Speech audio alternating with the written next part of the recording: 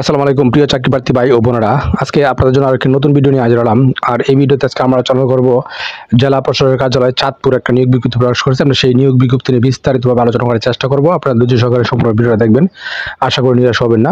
তো দেখেন বিজ্ঞপ্তিতে তারা কি বলছে। জনপ্রশাসন মন্ত্রণালয়ের উদ্বৃত্ত কর্মচারী শাখার নং স্মারকে তারিখে দ্বারা চাঁদপুর জেলার ও অধীনে উপজেলা নির্বাহী কার্যালয় সমূহে নিম্নবর্ণিত শূন্য পদের বিপরীতে তারা জনবল নিয়োগ করবে। চাঁদপুরে কয়টা পদে তারা এই পদগুলিতে তারা 3টা পদে লোক নেবে। তো প্রথম নাম্বার যে পদ অফিস সহায়ক, তারা 10 জন লোক নেবে অফিস সহায়ক পদে।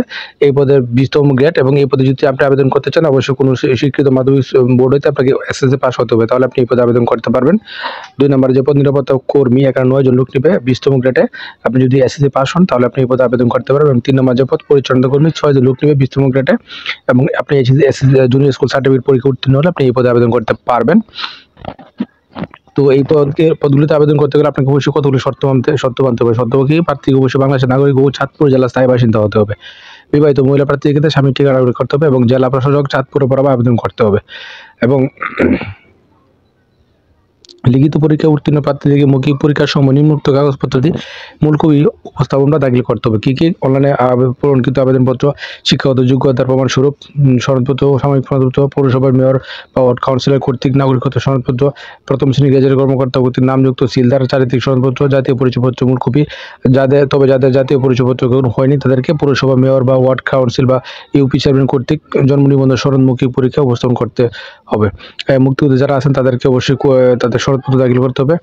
এবং প্রশিক্ষণের সনদপত্র, যথাযথ কর্তৃপক্ষের অনুমতি সবকে অনুমতিপত্র, অভিজ্ঞতা সনদপত্র যদি তাই তাহলে আপনাকে দাখিল করতে হবে। এবং প্রার্থীর বয়স হতে হবে 10 জুলাই 2024 থেকে 18 থেকে 30 বছরের মধ্যে হতে হবে। এবং বীর মুক্তিযোদ্ধা, শহীদ বীর মুক্তিযোদ্ধার ক্ষেত্রে 25 বছর এবং নাতি নাতির ক্ষেত্রে 30 বছর পর্যন্ত। এবং বয়স প্রমাণে কোনো এফিডেভিট গ্রহণযোগ্য নয়। এবং পরীক্ষার সময় আপনাদেরকে তারা কিন্তু টিএডিএ প্রদান করবে না। তো এখন কথা হলো, আপনি এই পদগুলো যদি আবেদন করতে চান তাহলে কীভাবে আবেদন করবেন? এই ওয়েবসাইটে প্রবেশ করুন dcchaadpur.teletalk.com.bd। এই ওয়েবসাইটে প্রবেশ করে আপনি আবেদনটা সম্পন্ন করবেন। এবং আবেদনের শুরুর তারিখ 10 জুলাই 2024 সকাল 10টা থেকে আবেদন শুরু এবং শেষ 31 জুলাই 2024 বিকাল 5টা। এই সময়ের মধ্যে আপনার আবেদন করতে হবে। এবং এই পদে আবেদন করতে ছবি 300 ফিক্স দিলে এবং স্বাক্ষর হবে 380 ফিক্স দিলে। ছবি সর্বোচ্চ 100 কপি, স্বাক্ষর 60 কপি। এবং এই পদে আবেদন করতে গেলে আপনাকে অবশ্যই 112 টাকা চার্জ, 3টা পদে প্রত্যেকটা পদে আপনাকে 112 টাকা করে চার্জ কর্তন করা হবে। তো আশা করি বিষয়টা বুঝতে পারছেন। আর প্রথমে আপনার নিয়োগের সম্পর্কে খোঁজ খবর নিয়ে অবশ্যই নির্ধারিত আবেদনটা করে ফেলবেন। ধন্যবাদ সবাইকে এত করে সাথে থাকার জন্য।